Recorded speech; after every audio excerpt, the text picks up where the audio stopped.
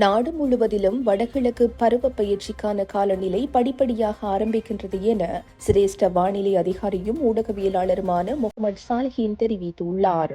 வடக்கு, கிழக்கு, வடமத்திய மற்றும் ஊவா மாகாணங்களிலும் அத்துடன் மாத்தளை மாவட்டத்திலும் இடைக்கிடையே மழை பெய்யக்கூடும்.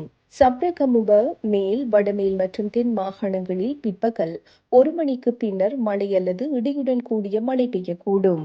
மத்திய, சப்ரகமுவ, மேல், வடமத்திய, வடமேல் மற்றும் ஊவா மாகாணங்களில் சில இடங்களிலும் அத்துடன் ஹம்பாந்தோட்டை மாவட்டத்திலும் அதிகாலை வேளையில் பனிமூட்டம் காணப்படும். பலத்த காற்றும் மின்னல் தாக்கங்களும் ஏற்படக்கூடிய சந்தர்ப்பங்களில் பொதுமக்கள் அவதானத்துடன் செயற்படுமாறு கேட்டுக் கொள்ளப்படுகின்றனர். திருகோணமலை தொடக்கம் முல்லைத்தீவு, காங்கேசன்துறை ஊடாக மன்னார் வரையான கரையோரத்திற்கு அப்பால் உள்ள கடல் பிராந்தியங்களின் பல இடங்களில் மழை பெய்யக்கூடும். புத்தளம் தொடக்கம் கொழும்பு, காலியூடாக மாத்தறை வரையான கடல் பிராந்தியங்களின் பல இடங்களில் மாலை அல்லது இரவு வேளைகளில் மழை அல்லது இடியுடன் கூடிய மழை பெய்யக்கூடும்.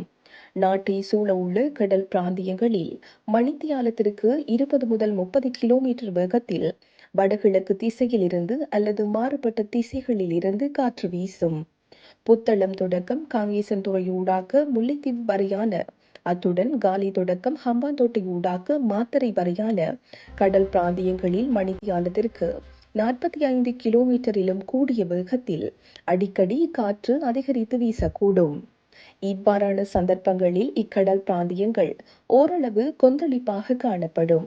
நாட்டை சூழ உள்ள ஏனைய கடல் பிராந்தியங்கள் மிதமான அலையுடன் காணப்படும். இடியுடன் கூடிய மழை பெய்கின்ற சந்தர்ப்பங்களில் பலத்த காற்று வீசுவதுடன் அவ்வேளைகளில் கடல் பிராந்தியங்கள் தற்காலிகமாக மிகவும் கொந்தளிப்பான நிலையில் காணப்படும்.